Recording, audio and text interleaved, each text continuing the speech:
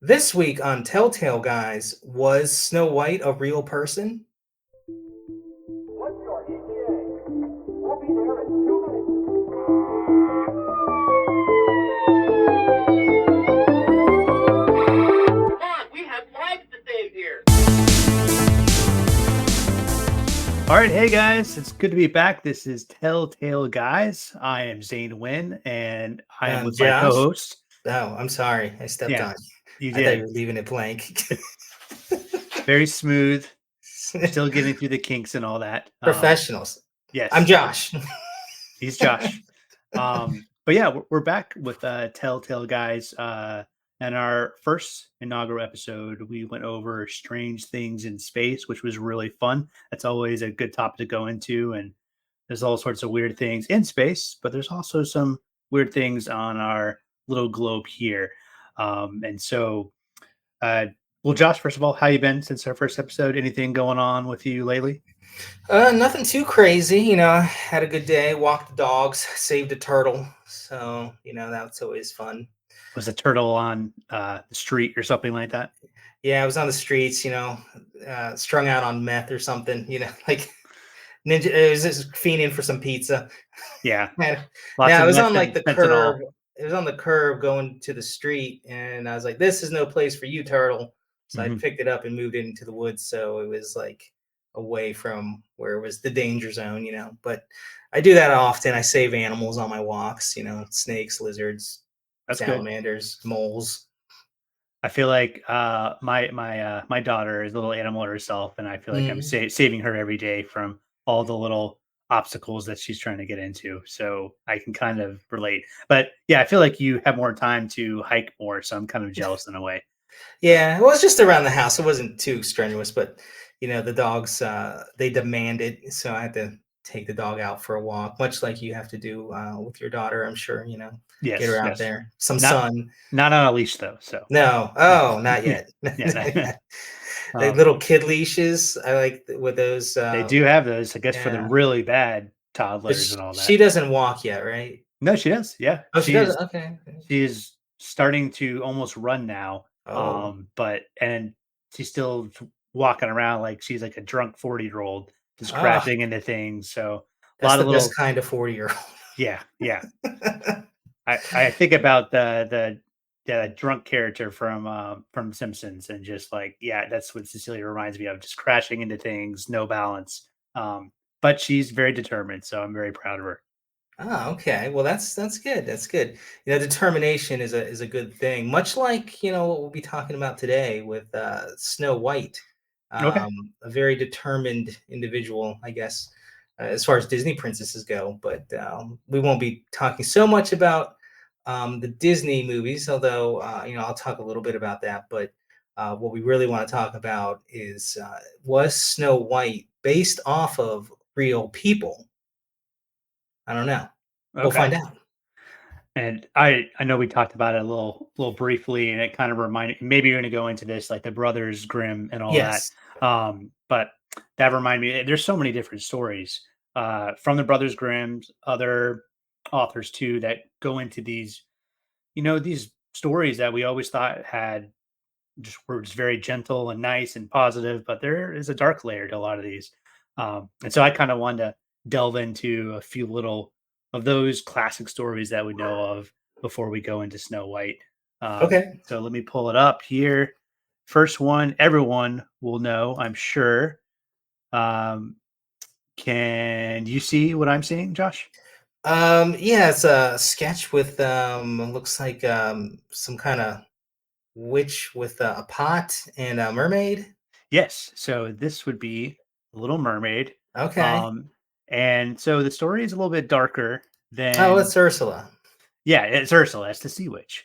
Okay, good. Um, and so, just to kind of recap, uh, in the film version, Ariel makes a deal with Ursula the sea witch, who converts her temporarily into a human in exchange for her singing voice, the witch puts inside a seashell. And now this wasn't from Brothers Grimm. It was from Danish writer Hans Christian Andersen. And Yes. but his tale, and it was 1837 is when he wrote it. And it's still kind of dark just when we go into like the Grimm's brothers. Um, and in his tale, the witch silences the Little Mermaid by cutting off her tongue, not just taking like the skill away for her in some glowing Ah, ball. yeah, not like the Uh, Disney one. no. And unlike the Disney movie, the original story doesn't end happily ever after. Instead, the Little Mermaid loses her prince to a human bride and smiles at him one last time as she and her mermaid sisters rise slowly to heaven. So they all Okay. Well, that's die. happy. That is Mm, happy. yeah. I It's I better just heard than I just heard Seagull, I guess. I just heard before that they like she passed away maybe from sadness. I haven't read the original book, but I guess if they rise slowly to heaven, that's not the worst ending for No, no, a that's Disney pretty princess. that's nice. I thought like she turned into sea foam or something. Wasn't that like an That's ori- that's what I was kind of assuming. Like she kind of like faded into that, but yeah. um, Serves her right for trying to be a human. Just be yourself. That's yeah. that's the moral of the story. Now let's say you were born a merman. Yeah. Would you? Merman. I mean, would you want to stay around in the deep blue sea, or would you want to become human? Let's say you knew everything, like Hmm. you're aware of your merman existence and you're aware of your human existence. Which one would you want to choose? Well, I guess if I grew up my whole life as a merman, I don't know. Those mermaids are kind of hot sometimes. I don't know. What's the dynamic? Is it like, am I riding around on like seahorse carts or something? Like, what's Yeah, my society like if that's it? I don't. I yeah, I hate the ocean though, so like all those sharks and weird animals down there. I think maybe I'd be like, I'm gonna just go up on land. It's a little bit safer. that's fair. I love the ocean. If I could experience it for a couple days, maybe that'd be cool. Or maybe just an Okay, hour if I could swim without having to breathe air, then maybe that would be cool. like Aquaman. Like Just be, Aquaman, yeah, the coolest of DC superheroes. yeah. That's his mo. He's the Mhm. coolest. But if I had to encounter this gnarly looking sea witch here, I think that would be a different story. Yeah, Um, she's not so hot. Not so no. hot. So that's a Little Mermaid, a little different. Okay. We're gonna move on next to this is Cinderella. Mm. So a little difference here. Um, It's a very so 1920s look of this particular drawing. yeah, what is that called? What is that style called? Do you know? Art. Oh, it's like Art Art Nouveau Deco. style, Oh maybe, no. or Gibson Girl almost. It's almost Hmm. Gibson Girl esque, I would say, which is a Right. little bit before 19. That's like I think the late 1800s. But I digress. Go. I'm not sure on this particular Well, one. you're the artist, so I was definitely one to take your word for it. Yeah, yeah. But so for Cinderella, obviously, kind of remember, she goes to the ball. She has help from her fairy godmother and some mice too. And so Nice. she meets like the Prince Charming. He falls for her, but then she has to return, back to her home in the stroke of midnight because her whole facade, her beautiful dress, her slippers, everything, is going to disappear at midnight. So the prince goes out and tries to find her, but he finds, the glass slipper that Cinderella, uh, drops. And for the rest of the story, he tries out the slipper on all the women, and he finds Cinderella. The shoe fits, and they live happily ever after. But it gets a little different. It gets a little horrific, a little darker with the evil stepmother. Um, so to make sure that slipper doesn't go on her foot, the evil stepmother hands a knife to her eldest of her two daughters and orders to cut a toe off of Cinderella. And she'll, Mm. yeah, just to make sure that doesn't fit properly. Well, yeah. You got to have And your toes. yeah. And so basically Prince is fooled by this, but he rides off with Cinderella until two talking pigeons alert him to her blood-soaked shoe. And the young stepdaughter then tries to fool him by cutting off her heel, but the pigeons tip off the prince, but ultimately he identifies the girl of his dreams. The two evil stepsisters attend the wedding, hoping to curry favor, but the pigeons then blind them by plucking out Mm. their eyes. Never like Um, pigeons. Don't trust them. they're the air rats. That's what they are. Yeah. Um, so I'll be honest, I think I kind of read this out of order, but I think what Oh. happened is the evil stepmother cut one of the toes off of her daughter's, and it was Yes. able to fit on her shoe, and then the prince almost married one of his daughters. So that's what I'm taking from this now. So I'm Hmm. You think with a glass slipper, though, it'd be evident when you put your foot in there that, hey, you got a bloody stump there where it should be a foot because you could see through the Mhm. slipper, right? Well, that's I think the prince saw that and he's like, oh, Oh, okay. this is yeah. So I read that Gross. story completely wrong, but So the moral of the story is to always get your shoes at Shoe Warehouse or yeah, Rack Room Shoes. or get red shoes so Oh, yeah, that's smarter. Yeah, you can red shoe hide the hides the blood. blood. Yeah. That's that's a good tip for all you ladies out there. Yeah. That's what they're looking for in their shoes. Yeah, red That is shoes. the whole purpose of their shoes that they buy is to hide the blood. Oh, yeah. Yeah. Maybe, Anyways, yeah. All women would let us know in the comments. Would you cut off any part of your foot to get with a prince or princess or whatever? I I don't think think I would. I think I mean some people are really obsessed with the royals. If they had a chance to marry any of the princes, even though they're already hitched, like I think Yeah, they no would. telling what Meghan Markle did. Yeah, that's a whole nother enchanted fairy tale we can go into. Yeah, perhaps. And Well, was that was a Grimm's version you were recapping that's a good for question. Let's Cinderella? see. Good, beep, bop, boop. No, it's a 19 or 1697 story by Charles Perrault. I'm not sure. It's something French, I think. Ah, Oh wait, excuse me. So there is a couple stories based on Cinderella. That was one. I think the original one was Charles, which is a little bit more positive. But then there is a Grimm version called Aschenputtel, which is pretty horrific, and that deals with the toe being cut off. So you are yes. correct. Reminds me a lot of foot binding, that Hmm. practice they used to do in China. Right. Maybe that's a story for another time, but Yeah. um, for this episode, then I guess were there any other um, fairy tale recaps you were gonna go over? Or I was got one there's more. one more? Okay. We'll end it on threes. This one you can obviously probably assume would be kind of dark. Little Uh Red huh. Riding Hood.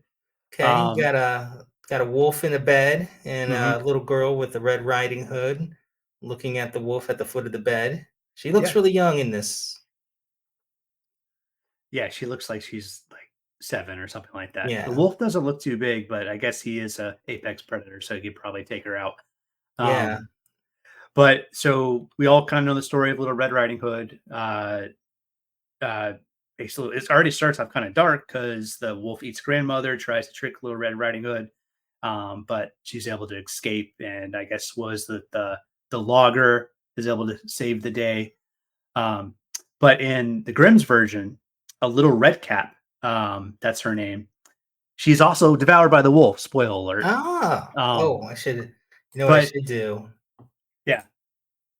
I should put up spoilers. Oh, There. thank you. That's Yeah, nice. there you go. Spoilers.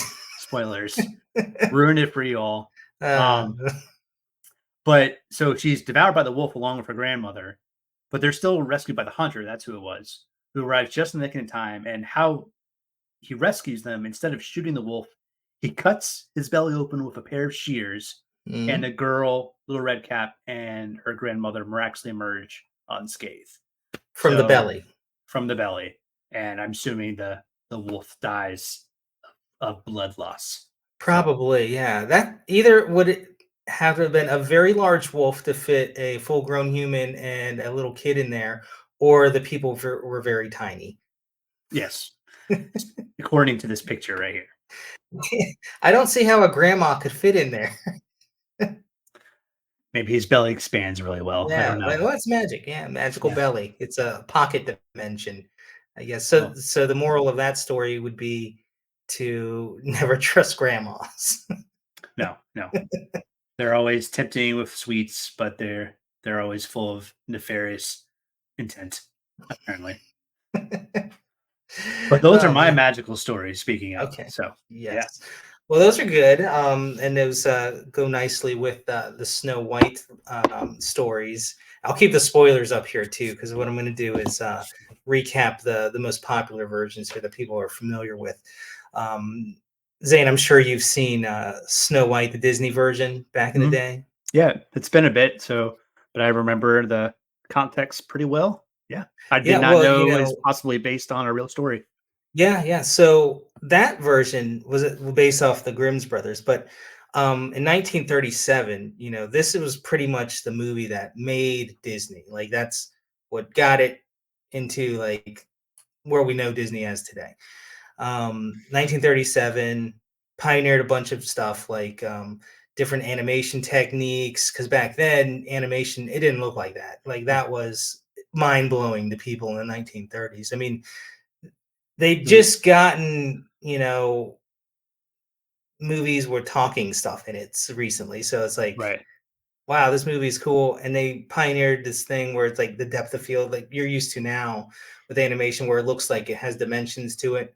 Before that, it was very flat because they just used Mhm. one camera. But this Disney, they did like what do they call it? Like a multi-plane depth of field type of thing Was it where like they similar to like is it I could be completely wrong, like some like rotoscoping type thing? Is that a Um, word that th sounds familiar? that is a word that's familiar, but that's different. That's like tracing over, people to get the animation. Um, Oh, you're right. yeah. Yeah, that's right. So what this was, they would like so like say the background layer, they painted the forest, but then on another plane that they would set in front of it was like the house. And Mhm. then the plane in front of it, they would put like the hills or whatever. And they would shoot the camera down on top of all three planes. So it would give like this depth of field on it. So it was revolutionary for the time. But anyways, let me do a little bit of recap here. Let me go into now what that was based off of the Grimm's story. Mhm. And to recap this, so the Brothers Grimm's, they wrote this down in like 1812. And to recap that, no spoilers for this. This is old enough; everybody should be familiar with this story. But if not, so a queen is sewing in her castle, and she pricks her finger, and blood falls on the snow. And she's like, "You know what? This blood makes me wish I had a daughter with black hair, blood red lips, and skin as white as snow." And then she has a baby, and she names it Snow White. But then the mom dies shortly after. But then Snow White's dad, the king, marries a new hottie, but she's kind of a bee.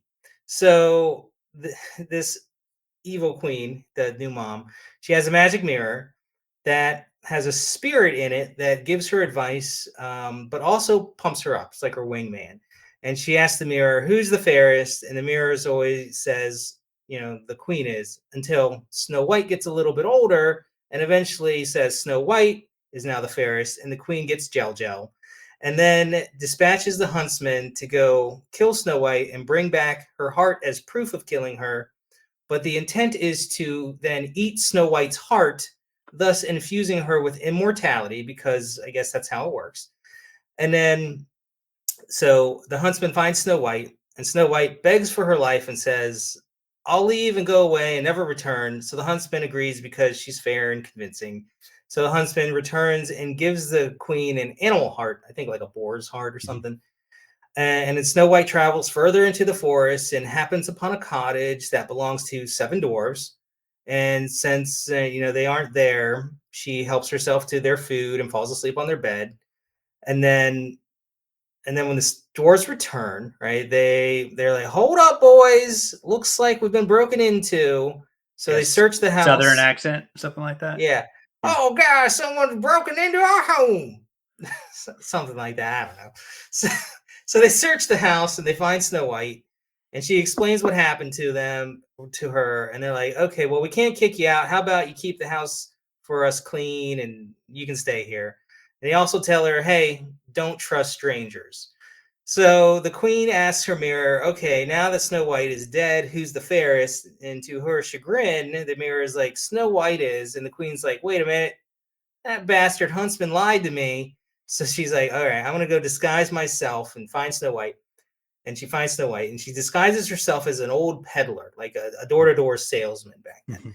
And she shows Snow White a bodice, and that's kind of like what you think, kind of like a corset, but it's like more loose and whatever. And she says, "Hey, let me help you try this bodice on. You're gonna look great in it, you know." So Snow White's like, "Okay," and then so the old peddler is like tightening the laces so tight that it makes Snow White pass out unconscious, and she falls to the floor, and then she leaves. But then the doors return in time, and they loosen the bodice to save her, and she wakes up. I guess she just blacked out for a bit. And they just arrived at the same time. All right, so she failed one time.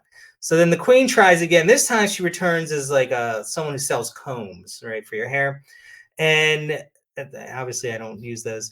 No, And then she's I'm like, getting but there though, she, so I feel you. I'll be yeah, there but she eventually. she poisoned the comb, right? So the comb, when she runs it through her hair, it poisons her and she passes out again. And then the doors return and they remove the comb from her hair and save her again because she, like, I guess she didn't keep it in long enough for the poison to set into her brain. So okay, so she's had two fails. All right, so then the third time, the queen comes back as a pauper, as a poor person, right? And she has an apple laced with poison on it. But Snow White, after two attempted murders by the stranger, she's like, yeah, I don't know about this one. She's a little gun shy, right? So she's like skeptical of this apple. But the evil queen disguised as the pauper, she's like, no, no, it's a cool apple. Look, I'll take a bite of it. Yeah, it's fine. But Why she not? only poisoned one side of the apple, right? So Snow White's like, yeah, okay, I trust you. So she takes the half-eaten apple and she's like, I guess I'll eat this. And the peddler's like, I didn't slobber on this side, so you can eat it. It's fine. So Snow White eats the apple, is like, okay. Takes a bite, falls asleep, like we're used to in the Mhm. Disney version. So she's in her deep sleep, and the doors, they come back, they find her, and then she's like, oh no, she's dead. They put her in a glass casket. And then a prince who is hunting in the forest comes across the casket and is like, who is this stunning beauty? And the doors tell her, the prince, what happened. And the prince is like, well, this is no place for a body's final resting place. Let me take it back with me and give it a proper burial. And the doors are like, okay. So then the prince, like, he gets a little obsessed with this body in a casket. Like, he Man, talks to it and eats beside it, right? And he's like taking it with him, just traveling through the forest, wherever. And then nice one day, necrophilia. Nice. yeah, it's a little, everyone's got their kicks, whatever. So, but then one day, one of his servants, he's like, gets kind of frustrated that the prince is so obsessed with this body. He's like, infatuated. He's like, ugh, this is gross. So then he takes his frustration out on Snow White's, body during the transportation and just kind of like thumps it, like the casket it's in. Just like, I hate this body. It's stupid. The prince is obsessed. Blah. And then Snow White, like, it dislodges the apple from her throat, and then she wakes up. And then the prince is like, whoa, doggy, you're even hotter alive. No, that's an Now that you're improvement, I alive, guess. what's that? That's an improvement, I guess. Yeah, it's baby steps. So he's like, now that you're awake, will you marry me? And she's like, sure, stranger. I guess since you're a prince, let's tie the knot. So they send out wedding invitations to all across the land, and including even send one to her evil stepmom queen. And the queen still thinks Snow White is dead at this point, right? So she's like, yeah, I'll attend this wedding because I'm the bomb diggity. So she asked the mirror, all right, who's the fairest in the land now? Surely it's still me because, Snow White's been dead. And the mirror says, the prince's bride. And the queen is like, this can't be right. I'm gonna go see who this upstart is and see who's hotter than me at this wedding. And she sees Snow White's at the wedding, and then she gets like really mad that Snow White is at the wedding, right? And she's like, I'm about to flip some tables, and she just causes a big scene and it's like trying to get Snow White. And then because the prince is like, hold it right there, wench. you're the one who poisoned Snow White. You're public enemy number one in this land. So as punishment, we're going to put these iron shoes on your feet that have been heated in the fire. And then the queen dies from the hot foot, I guess, because she like dances in these hot shoes. And then the wedding continues and everyone lives happily ever after. Right. So, so, Why so why that's wasn't that the Disney version? a little bit different, a little bit different, you know. But I think the core is still there, right? Mhm. So, um, but you know, the Grimm stories, Zane, weren't really their own stories, right? What they did, the Grimms, is that they went around. Um, I'm just kind of repositioning my stories here because I'm dumb. I just What? realized I think we had our Red Riding Hood presentation up the whole time. Was that correct? Or Oh, it is. Yeah, yeah. we're professionals. Yeah, Let me stop saving that. killing it. Fun times at Storyville, I guess. Um, so I was trying to say, were the Grimm brothers? They weren't telling their own original stories, right? They went and collected traditional stories in Germany around the area, and they told these folk tales and wrote them down. So, but some of these stories, people think were based on real people, right? Real events. So the big question is, was there a real Snow White? Well, there are several theories, all right? So we have a couple contenders, and I'm gonna let me bring up Hmm. my. Hold on, that's not my.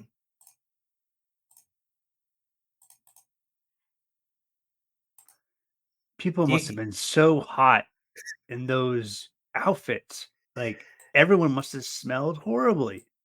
But well, maybe they were just used to it. I don't know. yeah, I guess you know you can't stop the funk, you know, even Mhm. when it's gross. But here we go. Here's our first contender, right? This is, and you can describe her to people, Zane, if you want. So, I mean, think Elizabethan, but this woman, and she does look like Snow White. She's very fair. It could be the powder makeup, but her hair. I mean, she looks like a poodle, to be honest, like a white poodle, and it's just her hair is this Amy Winehouse times 10. It just Amy it, it Winehouse. just keeps going up and up and out and out. Yeah, But yeah. other than that, she's very fair, I guess. She's she's a looker. All right. Yeah. So this is Maria Sophia von Erthal, and she hails from Lohr am Main, Germany, 1725. I'm not sure if I'm going to get these pronunciations right in German. No, you won't. I'm not German, but so she's this last from this area, right? So she's the daughter of a baron, Philip Christopher von Erthal, and the wife Maria Ava, right? And when Maria Sophia, our Snow White contender, was young, she caught a case of the smallpox, which Mm. left her mostly blind. And around the age of 18, her mother, Maria Ava, died, and her father married Claudia Elizabeth von Reichenstein. And Liechtenstein. yeah, and she had two children from a previous marriage. So I guess the town kind of saw her father as more of like a kingly type because he was like a baron, and you know they were small and isolated areas, right? And he often went away on trips doing baron things, whatever barons do on trips. And there was some correspondence where I guess it was inferred that correspondence, like letters written between him and the new stepmom, that the stepmom kind of preferred her children from a previous marriage. Hence, kind of lending to the credence of her being an evil stepmom because she preferred her other children, right? So the area around Lohr, Germany, is heavily wooded, and this is a picture of that area. So you kind of get a sense of like it looks like what you would imagine the fairy tale, woodlands would be, right? Mhm. So it's a good setting for fairy tales. They had seven mountains nearby, seven mountains, like the seven dwarves. Okay. All right. These mountains, okay, they were mined, and there were tunnels throughout them, and they were very small tunnels, right? And suppose only short miners could use them because they were very tiny tunnels. And there's also lots of apple orchards in this area, All right. and also belladonna. Do you know what that is? Remind me. Yeah, Sounds familiar. belladonna, it's a poisonous plant, right? Oh, And okay. it can cause coma and death if you eat it. I wouldn't recommend ever eating it because you can die, but Thank those are you. some of the symptoms, right? But it grows all over the place here. It's like, weed. And the town was also known, and this kind of goes back to your why the glass coffin, but the town was known for glass works and Mhm. also making impeccable mirrors. Mirrors so fine they told the truth, right? Because they were so good. And this is actually a picture here of these mirrors, right? And the mirrors from her family's palace, whatever. So Maria's family had one of these mirrors, and this one right And here, you to can kind see. of tell the people who are just listening, the mirrors Yeah. are very ornate. Obviously, you have the mirror in the middle, but around it is just this amazing craft work of it's almost like jewel-like design. It's reddish, ornate, orangish. You have like at the very top two egg-shaped objects, there's like silver interlaced. It's very ornate, and obviously, a crafts person of good skill made these, and Yes. I'm sure they were very pricey. Yes, very good description, Zane. And back in that time, the 1725, these are the two that are actually they were in her family and they're still in the castle, right? Well, it's the same one, it's just from a different angle. And it's about 5 feet tall, right? And it's in Lore Castle, which has now been turned into a museum. And the frame has a phrase called, and it says, "Pour la récompense et pour la Pienier." I'm sure I nailed that. You But did. It was it says, perfect. for reward and for punishment, and it has an image of like a palm flowering branch and a crown on it. Mm. And it also has the phrase "amour propre," and that means self-love. Right. So and it also has an image of the sun shining on a flower. It's pretty cool. We'll put some links in the show notes too, so you Yeah. can check them out as well. But yeah, very, very nice mirrors. So anyway, Maria Sophia, she never married and moved like 60 miles away to Bamberg, and she spent her life doing charity work, mostly, and ended her days in the care of a convent school and died in 1796 at the age of 71. And it appears she was much beloved by her community. So the verdict on this lasts, well, for Snow White, there's not really a lot of like family turmoil there. You got a little bit of like, oh, my mom likes her other kids better, maybe that was in like a letter. It's kind of weak. Mhm. There's no prince coming to her rescue or anything. She never got married. And then smallpox usually leaves you like disfigured, like you Right. get marks on, like this is back to her picture. um like it leaves you disfigured, so like fair, like is she still fair? I don't know, like. Since she was only blind, though, so maybe Yeah. that's all she got. Obviously, you know, this is an artist rendition that we're looking at now, and maybe she was just powdered, and maybe like the Snow White is like how white she looked from her powder. But I feel like that was kind of in around this time, Yeah. anyways. Yeah, It seemed like the maybe. only thing that was really similar was kind of like the setting and like the similarities, with the seven mountains or dwarves and miners and Hmm. enchanted forest and the poisonous plant. But still kind of So cool. yeah, it's a neat little tale, and honestly, it kind of seems like something like the local tourism board kind of like hyped up because Sure. that's kind of what happened. So this is because you see this, you see her name a lot floating around as like the oh, this is the inspiration for Snow White, but Mhm. this is kind of this is what happened, right? So this particular theory of Maria Sophia being Snow White kind of started in the 1960s. And because somebody wrote a book, The Truth About Hansel and Gretel, saying that the story was really about some bakers in the 17th century who were murdered by a rival for their gingerbread recipe, right? That story was a hoax. It was all made up. But the Hansel and Gretel hoax, it took place in a place in the was it Spessart Forest, and I think Specht means woodpecker, so Spessart is like woodpecker forest in Germany, and that's kind of close to this town where Maria Sophia was.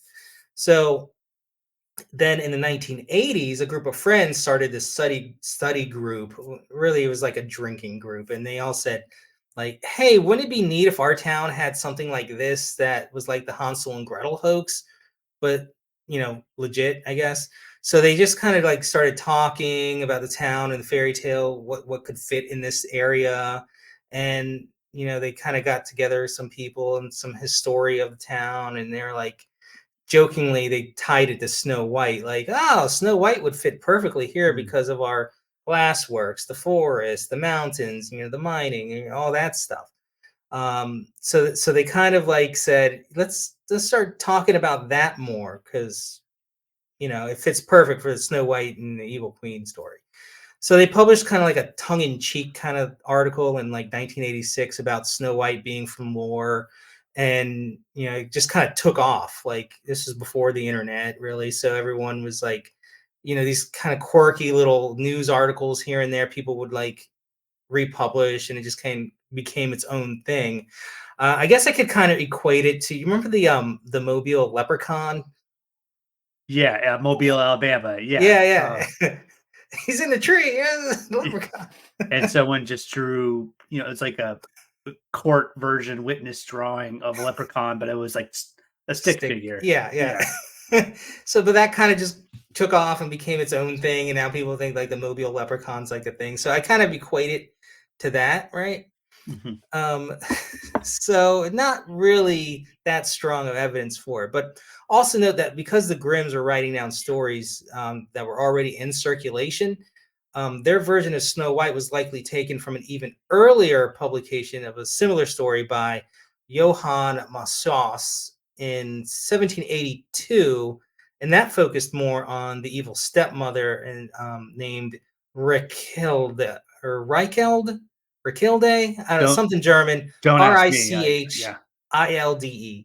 I'll get in more of that a little bit later. But anyway, so Maria Sophia was still alive at the time, so it seems like her being Snow White story, it was she wasn't early enough for it to influence that story. You know what I'm saying? Mhm. So okay, she's kind of out to me. So what about number two, the second contender here? Well, we have Margaretha von Waldeck, hailing from the Holy Roman Empire and the early Germany. That was kind of like what Germany was before it became Germany, right? The Okay. Holy Roman Empire. Yeah, Like and Catholic Holy Empire. yeah, yeah, like Think so. yeah. So this is like way back. This is in 1533. Okay. So Do we have a before do we have a picture of her? I have. Oh, that's the mirrors. Oh, that's Lore Castle, by the way, from the previous one. Oh, okay. That's where it looks like a Snow White castle. Yeah, yeah. Um, so how fair is she, Zane? Maybe really fair for that time period. I don't know. All Now things in perspective.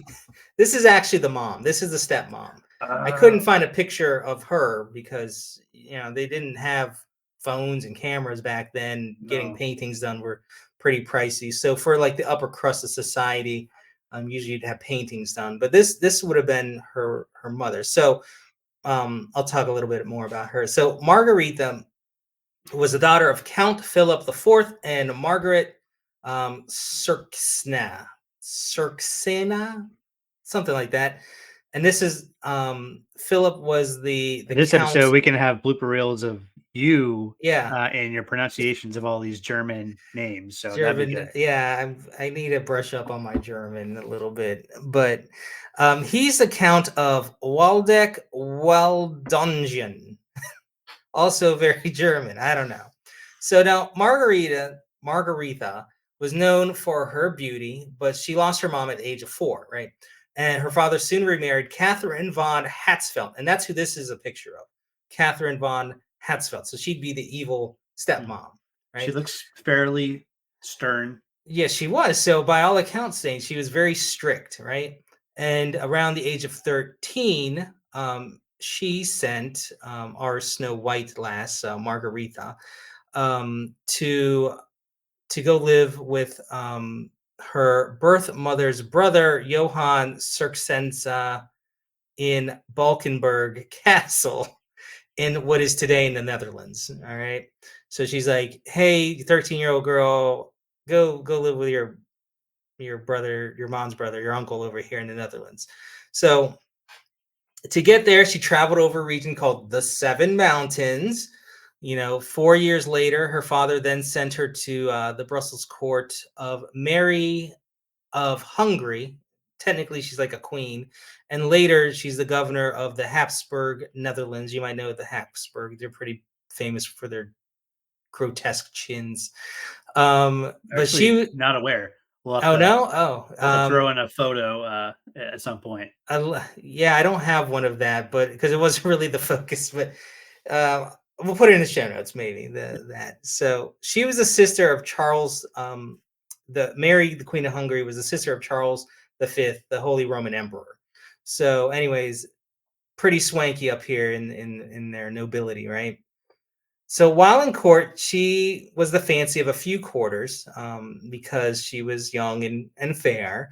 And one of her quarters was Prince Philip of Spain. All right, and it didn't work out because he was Lutheran, and the marriage wouldn't, have been very strategic value to the court.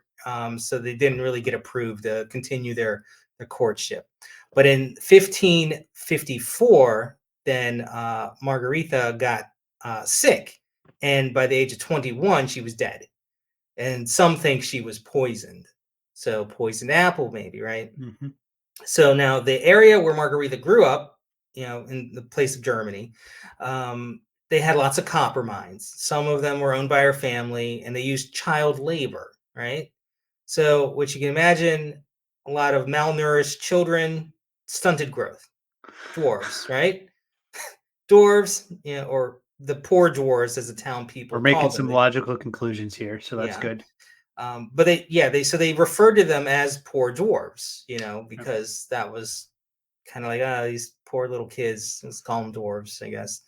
I will note though that dwarves in the fairy tale sense are not the dwarves of, like, you think, little people. They were like a magical creature, like a fairy or elf. But anyway, so it was common for mine workers to share small cottages in the area. So like they'd cram 7 people into a little, cottage, and that wasn't unheard of. Sometimes it was much more than that. So that kind of makes sense with the original Snow White stories that we're familiar with. Dwarves in a cottage, 7 of them all living there. And there was an incident in her village too, where a man was handing out poison apples to unruly kids who were stealing from the orchard, right? Because that's what you do. These little Right. scamps, That's always how. stealing apples. Just kill them. Yeah, yeah. Well, poison them a little. You get a little poison. What's the big deal? All right. Yeah. So there's some interesting tidbits there. So maybe that's a strong contender for Snow White, right? Yeah. Okay. Well, wait, Zane. Maybe Snow White wasn't really just one person. Maybe she was like a composite of 3 people, right? So now this theory, I don't really have any pictures for it, but I will do. Let me stop sharing that. I'm just going to share a different picture here. I'll just put that. There we go. There's just my pencil line drawing, ink drawings of Snow White in the background. Josh, you gotta promote your art page because this is all Josh's art. Oh yeah, yeah. I do some art on the side. It is what it is. In the show notes, I guess. So. Yeah, in the show notes. All right, so Snow White. I'll go back to the color. All right, so Snow White, what was she based off of? Three people, perhaps. Three people named Marguerites. All right, three Marguerites. And this theory proposes that Snow White, as we know it, originated in Waldeck, Germany, or the area that is Germany now. In the 16th, oh man, I need some water. I think I got poisoned by apples. In the I hope not. 16th century, and is an amalgamation of three people named Marguerite. So we're going to call this, so they are the von Waldeck variety, Waldeck being the place in Germany. So I already went over the first Marguerite, right? Marguerite von Waldeck, born in 1533, died in 1544. This episode got a lot more dense than I was expecting. Yes. It didn't go where I thought it was going to go. All right, so that's one Marguerite. All right, so another Marguerite, Marguerite von Waldeck. These all have the same name, Marguerite von Waldeck. Okay. So the second Marguerite von Waldeck, she was born in 1564. And she might have added some of her ingredients into this classic tale, but as it happens, she was the youngest child of Samuel and his wife, Anna Maria von Schwarzburg. Samuel dies in 1570, making Marguerite, um, making her 6 years old at the time of the death, right? So her mother, Anna, had been having an affair with Samuel's secretary, and shortly after Samuel died, they got married. And this caused quite the hubbub in the town, as you can imagine. It's a big scandal. So Marguerite was sent off to go live with her relatives. Everything seemed normal, except she died at the young age of 11 years old. And how did she die? Poisoned something? No, good. No. She fell off a cliff picking flowers. Oh, okay. Yeah. It So involved I a plant, guess this is so type of plant. So Yeah, it's a plan. I think it's reminiscent though of an earlier version of the Grimm's Snow White's tale, where the queen takes Snow White into the forest and tells her to pick roses, and then leaves her in the woods. okay. Right. So then a year after her death, the mother Anna Maria and her lover were in prison for 2 years, and then the husband or the secretary she was having the affair with was exiled, and Anna Maria was sent to spend the rest of her life in a convent. So that's the stepmother. All right. So lastly, we have Marguerite von Weldeck, number 3, Mhm. and she was born in 1559, and she was the daughter of Johann the First von Waldeck, and around 19 years old, she went to marry Count Gunther von Waldeck. I think I'm getting better with these German pronunciations. You're not. So Okay. So, anyways, they had a big swanky wedding, and it lasted days and days. So this was kind of tied to the fancy wedding at the end of the Snow White's tale in the Grimm's thing, without the iron shoes, of course. Um, but nothing too horrible happened to this particular Snow White contender, and it seemed that but Marguerite from the wedding, she died a few years later after the wedding at 1580, so very young. Incidentally, Count Gunther remarried another woman named Marguerite, and I guess they only had like 4 names for girls back in Germany. yeah. It's either Maria or Marguerite, so that's why there's so many of them. All right, so these 3 ladies were all the inspirations and formed like a Voltron-esque type of Snow White character, which they hung all these story bits and pieces off of it and made it into the Snow White character that we know. And then, of course, the surrounding areas where these women grew up in Waldeck, Germany, they all were known for their hunting, for the huntsmen, the miners, the stunted miners, short people, for the dwarves, and then also the apple orchards that grew in the area. And so it's a lot to go through there. So You're then right there. also, what's that? You all right there? You I don't feel know. okay? I think I need to take a deep sleep, like Yeah. like Snow White myself. Taking a chanted Um, nap. yeah, take an enchanted nap. All right, so couple all that now with the surrounding region known for their glass works and the glass coffin and the mirrors that we talked about in the traditional story. There's even a local legend there of a woman in white, a ghost legend that Mm. refers, I think it's in reference to a tale of some woman who was in a coffin and the coffin fell during transport, right? So that's kind of tied into her being in the coffin and then getting knocked over and the apple falling out of her mouth or Mhm. whatever. So these three Marguerite, this theory came from a guy named Eckhard Sander, and there seems to be some good weight in this theory for me, anyways. And a lot of this stuff I got from a website called Writing in the Margins. It's very much more in depth than I got into. I'll put those in the show notes as well. But it's very well done. I think it lends a lot of credence to this. So all right, Zane. So what do we think is happening here with all these possibilities, right? I mean, like I said earlier, I just think obviously there's some interesting stories here, but I think the location may be almost like the main character that, like, let's say Disney took from. There's a lot of, you got the German Enchanted Forest, the region, castles, disputes between family members, and then you got this culture around glasswork and mining. I think it comes out into like a really just good, interesting story, that enchanted story. And you know, are there like any of these stories? Do they sound like they could be like legit, real Snow White? It just sounds like inspiration, um, Yeah, and it's interesting for sure.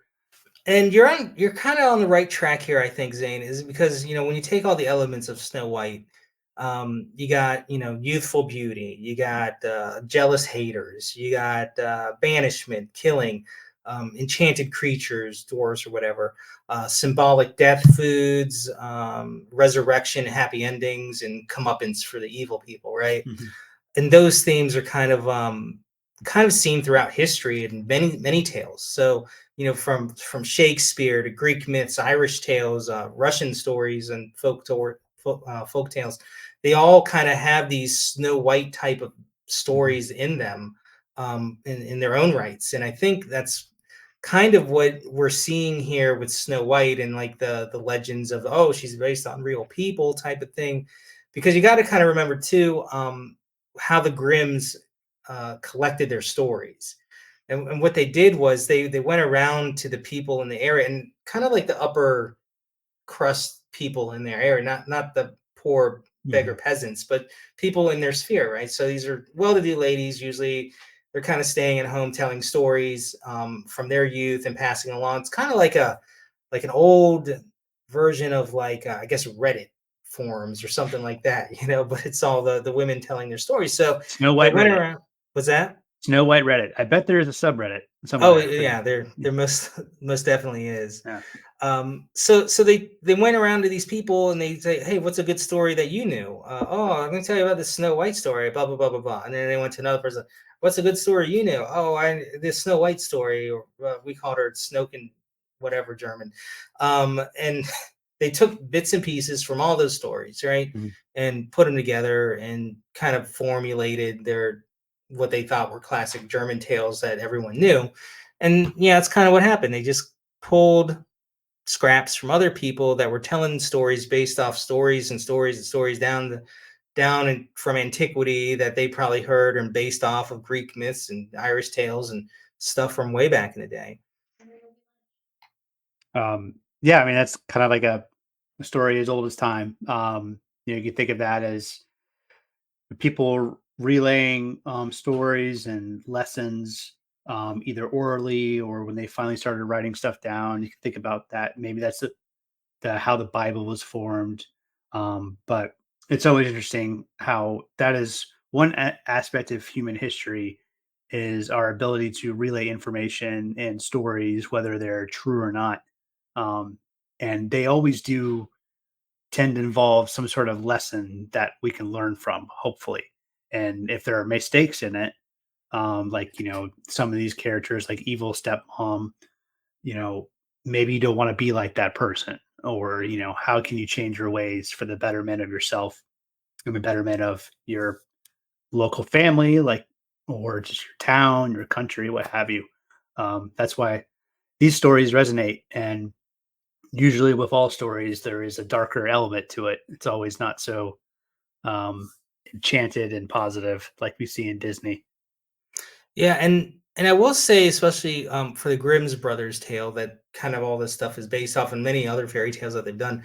Um, and I mentioned it earlier, was that their story was largely, it looks like, if you go back and read this one by the Rickilde, Richilde, you tell me how to pronounce it. That version from 1782, takes place in Brussels, and just like, where the Marguerites were sent and stuff like that, um, I think that's really the story that everything is built off of, because it has all the elements, but it's told from the evil queen's point of view. Mhm. And that was actually kind of a very modern take on, Yeah. that's kind of what we do nowadays in storytelling. They'll say, oh, here's something from the evil person's point of view, which Right. is kind of unique for its time. I'd recommend people go back and check that one out, just to kind of get the base of, like, oh, you'll see all the tick marks for the Mhm. Snow White's tales in that one. It's very cool. Um, I don't know where you can find the book like that. I mean, it's old, but it should be in public domain. So Yeah, yeah. It's probably online somewhere. yeah, Well, that's cool. That gives us like a good look into besides these different stories, but also kind of the history and culture of those regions and Germany and all that. Um, and that kind of gave me inspiration. I wanted to last episode we did a couple songs from the AI program Suno. Is that right? Suno. yeah, yes, Suno, yeah, So I kind of thought of in my generic head, like what are some popular music genres in Germany oh, that could possibly incorporate some Snow White elements. So let me pull that up. Let's see. I guess let's see how this works. okay. Audio songs. Looking forward to these bangers. Okay.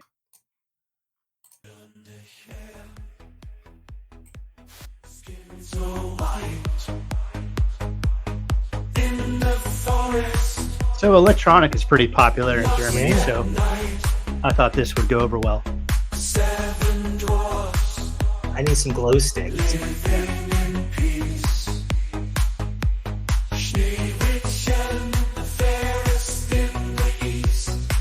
It does Oh, drop yeah. at some point. There it is. Oh, this brings me back. Yeah. And then the next That's version good. I like that is, one. and this is all from Suno. It's a really fun AI music program that's free for anyone who wants to use it. Yeah. This next one is kind of more heavy metal Okay. rock. Castles of ice, where shadows reside. A tale of darkness, with poison inside. Mirror, mirror, on the wall, who's the fairest of them all? Snow White, Snow White, Oh, yeah, destined that's to right. fall. A Dragon poisoned Force. apple, a heart that's pure, deception lurking, evil to endure. Dwarfs the This program's pretty impressive. forest, Yeah. rolling through their dimension memory. Vengeance they pursue. Oh, yeah. I think that's a top 10 hit.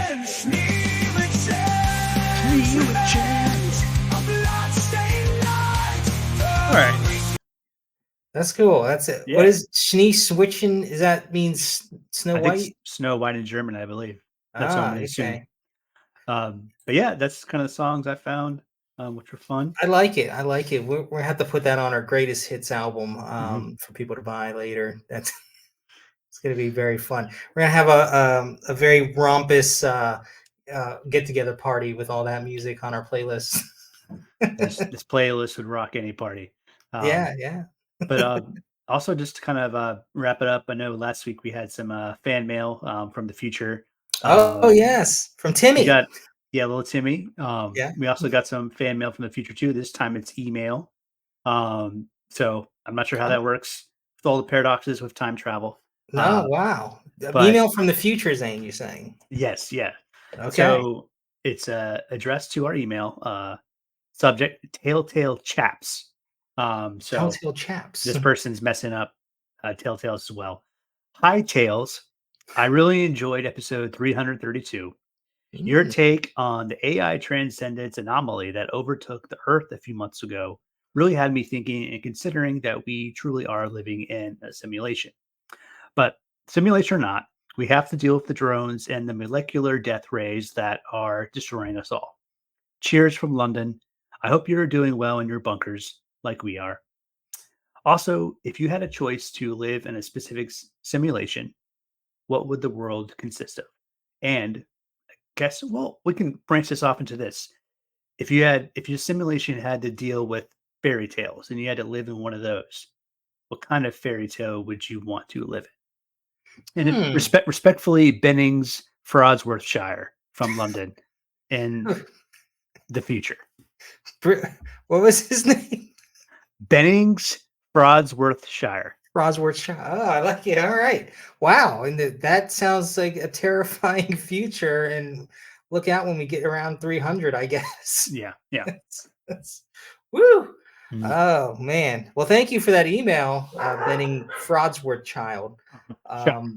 I look forward to meeting you from our bunker in the future, perhaps. Yeah. But to answer the question, I think if I could live in a simulation with any kind of fairy tale theme, that's kind of the question. Oh man, I think anything that has like fairies in it would be really cool. Like if you could go to the fairy world. I know they say don't do that, but if I could go to the fairy world simulation, I think, and I could fly, maybe that'd be awesome. I like Oh that. my! I know. I'll have to check that out in a second. I think Isabel took baby girl and went for a walk, and now the dogs are freaking out. Oh, okay. But I think I liked the whole Sleeping Beauty kind of vibe. That was very medieval, but there was magic, dragons, knights. That always, I think I would want to go similar to you, like a fantastical space. Always liked fantasy and high fantasy. That medieval Okay. type of fantasy is always interesting to me. Sir Zane of Frodsworth shit. What was his name? Frauds Bennington. No, it was Bennings, Frodsworthshire. Okay. Sir Zane of Frosworthshire. Yeah, exactly. Well, that's awesome. Well, I guess we'll leave it with that, and maybe you guys can let us know what you think about Snow White, real person or not, or what simulation, a fairy tale simulation you'd like to live in the in the in the comments down below. Yeah, Um, Otherwise, you can find us. Where can they find us, Zane? yeah, of course. And of course, when my thing crashed, No, uh, you're professional. I lost all my tabs. Uh, That's all right. It's only our second episode. No one's going to be listening to this one anyways. We got to wait till we got a ways to get to the perfection of 365 from the future there. So we'll get So, better. yes, Josh. So you can find us at telltaleguys.com. Our YouTube is at tail guys. Facebook, same thing, tail guys. Same with Instagram. But that's lowercase, actually. It's tail guys, and X is tail guys. I don't know if I need to say all that next time, but you guys should be able to find that on all our socials and internets. All right. Cue the music. Bye. Bye. Castles of ice, where shadows reside. A tale of darkness, with poison inside. Mirror on the wall. Who's the fairest of them all? Snow White, destined to fall.